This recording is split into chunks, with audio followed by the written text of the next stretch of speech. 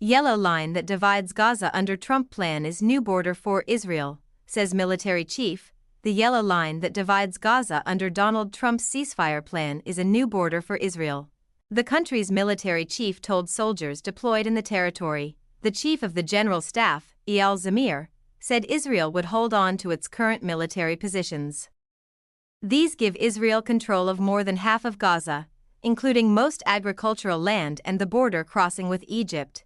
The yellow line is a new border line, serving as a forward defensive line for our communities and a line of operational activity, Zamir said during a visit to meet Israeli reservists in northern Gaza, where he also visited the ruins of the Palestinian towns of Beit Hanoun and Jabalia.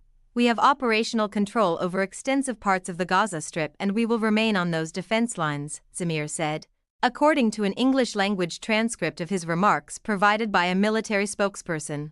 Palestinians were forced out of this eastern portion of Gaza by Israeli attacks and evacuation orders. Almost all the surviving population, over 2 million people, are now crowded into a narrow zone of coastal sand dunes that is smaller than Washington, D.C. Zamir's commitment to keep troops in Gaza appears to contradict the ceasefire agreement signed in October, which specifies that Israel will not occupy or annex Gaza. Trump's 20-point plan commits the Israeli military to progressively hand over Palestinian territory to an international security force until they have withdrawn completely from Gaza, barring a small security perimeter by the border. The Israeli government declined to comment on whether Zamir's statement reflected official policy. An official said Israeli forces were deployed in Gaza in accordance with the ceasefire outline and accused Hamas of violating the ceasefire. The ceasefire agreement links the departure of Israeli forces to the demilitarization of Hamas, without laying out a mechanism or a timeframe for that to happen.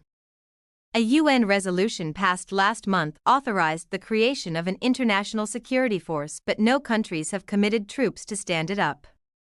Some have expressed interest in joining a peacekeeping force, but none want to risk their soldiers being ordered to fight Hamas, despite pressure from the Trump administration. The Israeli army has built new concrete outposts along the Yellow Line to fortify its positions and declared it a lethal boundary, even though it is not always clearly marked and a ceasefire is in place. Soldiers have repeatedly killed Palestinians they accuse of crossing it, including young children. Concrete bollards laid out to mark some stretches of the line have also been used to expand Israel's military occupation of Gaza. Satellite images show that some markers have been placed hundreds of meters beyond the boundary agreed on ceasefire maps. The U.S. military has also been planning for the long-term partition of Gaza along the Yellow Line, and one U.S. official has described reunification as aspirational.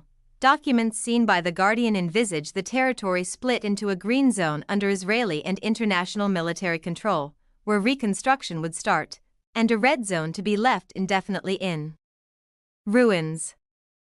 It's The Guardian's job to keep a close focus on events in the Middle East for our global audience, with reporters sharing live updates around the clock, including from inside Gaza. We're well placed to provide comprehensive, fact-checked reporting to show the world what is happening in the region.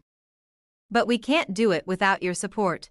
We rely on the generosity of our readers, whose support helps to keep our correspondents on the ground and our reporting free from commercial or political influence.